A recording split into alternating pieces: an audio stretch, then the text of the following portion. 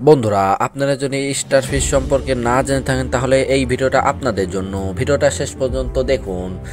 Starfish হলো একটি অমেরুদণ্ড প্রাণী। সকলে সমুদ্রের তলদেশে বসবাস করে। অনেক তারা মাছ গভীর জলে বাস করে, আবার কিছু অগভীর জলে, আবার কিছু দেখা যায় যে জলোয়ার অঞ্চলে নিম্ন এবং উচ্চ জোয়ারের মাঝামাঝি বাস করে। তাদের 5 বা ততোধিক বাহু থাকে এবং বেশ বড় হতে পারে। সূর্যমুখী সমুদ্র তারা সবচেয়ে বড়, সম্পূর্ণরূপে বৃদ্ধিপ্রাপ্ত।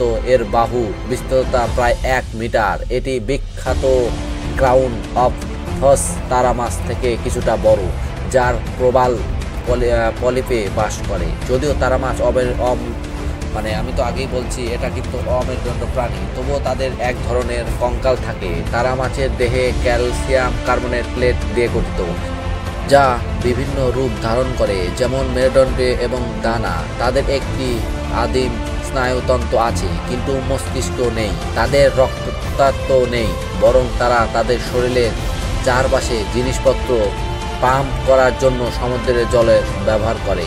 সামুদ্রিক তারার 1500টির বেশি প্রজাতি রয়েছে। বেশিরভাগ সামুদ্রিক তারা শিকারী। তারা ঝিনুক বা অন্যান্য বাইফ্লাভ খায়। মাঝে মাঝে তারা ছোট মাছও ধরে। তারা মাছদের চলাচল তাদের স্পর্শ এবং দৃষ্টিশক্তি দ্বারা পরিচালিত হয়। 5টি চোখ আলোক সংবেদনশীল কুশন, প্রতিটি বাহুর শেষে একটি। এগুলো এবং নল পা স্নায়ুতন্ত্রের সাথে সংযুক্ত। তাই এই প্রাণীগুলো যতটা জটিল বলে মনে হয় তার চেয়েও বেশি জটিল। বেশিরভাগ তারামাছই 5টি বাহুতে বিভক্ত, যাকে রশ্মি বলা হয়, যা একটি কেন্দ্রভিত্তিক ডিস্ক থেকে বেরিয়ে আসে। যদি একটি তারামাছ 5টির বেশি রশ্মি ধারণ করে, তবে প্রায়শই 5টির গুণিতকে রশ্মি থাকে।